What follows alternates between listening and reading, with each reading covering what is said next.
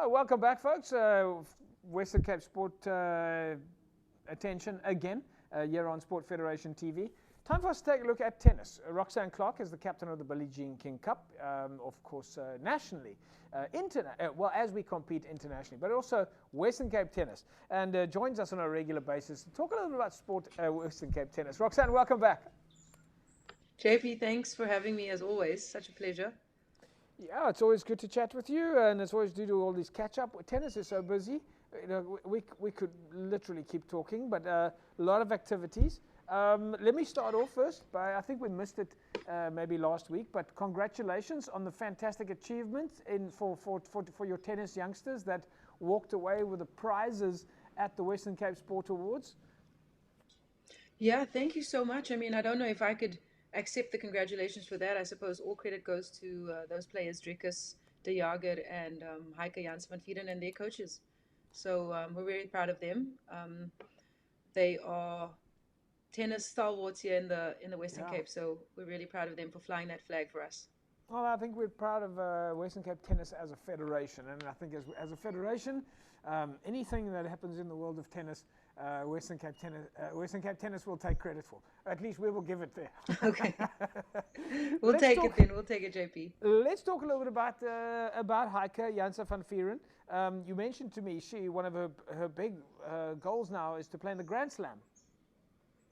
Yeah, so they're competing in a bunch of International Tennis Federation junior tournaments, with the goal, of course, I think for Heike, I spoke to her last week, and her goal is to compete in the Grand Slams. And in order to do that, if you could get into the qualifying of Grand Slams, you have to have a ranking, I think, somewhere in the vicinity of 100 in the world. So she's currently at 153.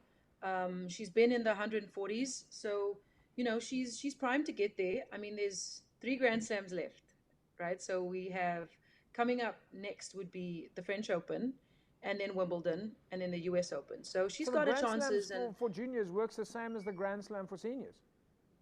It's exactly the same. It's a week later, so it starts in the second week of the slams, and wow, it's the whole experience. You feel like you're a part of the slams. You really do. So it's a wonderful experience for a junior. That's the big stuff. Yeah, it is. It's the big stuff. It's the big stuff. Wow. It's the big stuff. Of course, winning around there is quite a difficult challenge, but being there and competing with some of the best in the world, I mean, that's the goal. Yeah.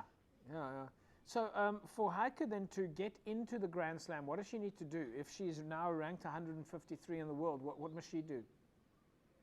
Well, coming up next week, in the next 2 weeks, we have the African Junior Championships, which is a geographically locked ITF tournament. So only Africans can compete in that. So there's special points available for Africans. And so it's a grade 2. So if she does well there, that should give her quite a good boost in the points. Because like I said, you want to be somewhere in the vicinity of 100 to be making the cut in those tournaments. Is there a deadline for making the cut? Do they know? Is it like after the next tournament or the previous tournament?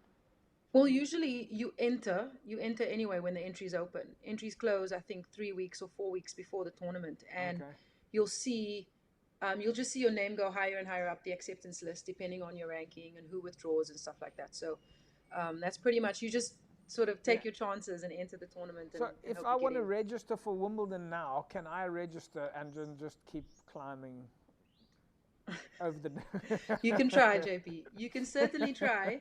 You can sign up for an IPIN, is what they call it, on the ITF website, and become a player and compete in events and try to get enough points to make it. Try to get enough points to make it. I've got to climb the ladder. Don't want to dash your dreams. So tell us a little bit about the Tunisian Championship. The team from South Africa is obviously going there, competing with the best in Africa. It's a prestigious event. It happens every year. I think last year we didn't send a team because of COVID and all these different sort of restrictions and just keeping up athletes safe. But it's the African Junior Championships. It's the best of the best in Africa. You have to be invited. You have to be within a specific ranking to qualify. We have 5 players from the Western Cape on that team.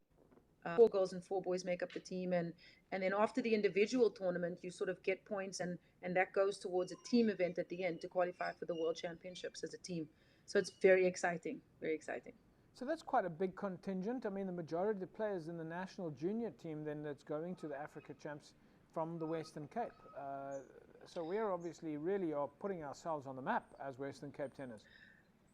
Our players are doing so well, and that speaks to the coaches and the commitment from the players here in the Western Cape. We have one of our bright stars, Leo Matheson, who reached a career high ranking this year, and he's only in 16, so he's got a long way to go, and hopefully he can also perform well there. You know, the boy from Mitchell's Plain. So yeah, it's a fantastic event for them, and our players are doing amazing. 5 out of the 8 are from the Western Cape. What comes after Tunisia? What's the next one? A lot of the players will be staying there because there's 2 other tournaments in Tunisia. Okay. So they're staying on to compete in those 2 events. And then, and of course, there's also the nationals, which are happening here at the same time as that event in Tunisia. So the South African nationals happens in Bloemfontein, where again, our best juniors will be competing to try to be the best in the country. Tell us about Potchefstroom, Lee van Zyl. Oh my goodness. Lee van Zyl is also in that South African team traveling to Tunisia. Lee just won back-to-back tournaments in Potchefstroom International Federation, Tennis Federation tournaments, which are grade 4s, which is the next level up. Remember I told you we start at grade 5 and then we're at grade 4. So very, very happy for Lee because, you know, she came back from an injury last year, which set her back quite a bit. So I'm very happy for her that she's performing well again. Roxanne, you're also talking about, you're talking here about quite a lot of young athletes, and they're competing around the world. They're competing, obviously, cities and so on outside of the Western Cape. What do they do from a support structure? Do moms and dads go with? Is it managers? How does that work? Well, you know, it depends. So if you're on this South African team or you travel with the South African national coaches, myself being one of them, and so you have the support of the Tennis Federation coaches with you. Okay. But when you're traveling to tournaments that are not sort of these internationally sanctioned or where you're representing your country, moms, sometimes these kids travel on their own.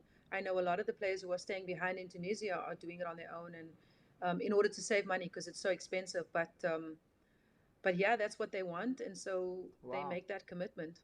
How are we doing from a sponsorship point of view? Do these athletes and teams have sponsors, or do they, moms and dads, primarily have to jump in?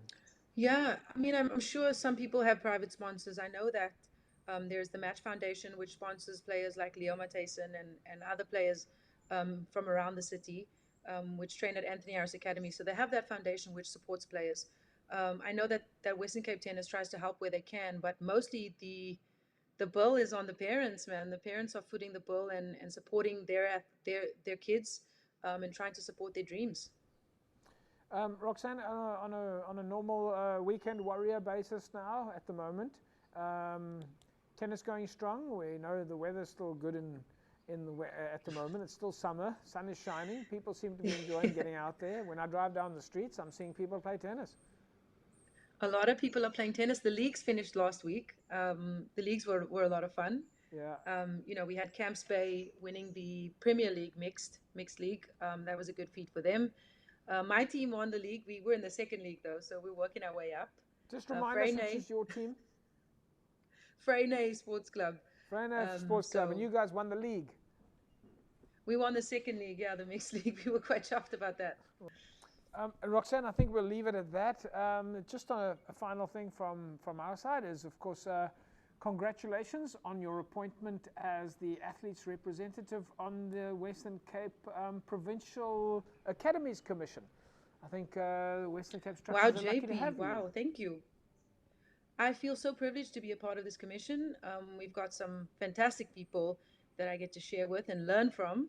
So I'm super excited. Thank you so much for that. Thanks, Roxanne. We'll leave it at that, and good luck for Tunisia.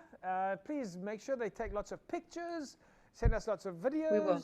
We need all of those little elements to brag about, and of course, we will definitely do that. The very best of luck to make it into the Grand Slam. Thank you so much, JP. I will do that. Thanks, Roxanne. Roxanne Clarke. Well, so many titles: captain of the Billie Jean King Cup. She plays in the Freyne League. Well, at least they won the league now, and of course, representing the athletes in the Western Cape on the Provincial Academies Commission. So, a lot lot of big accolades there, and tennis doing really well in the Western Cape. We'll take a break. When we come back, we'll carry on talking sport in the province. Back in a sec. Don't go away.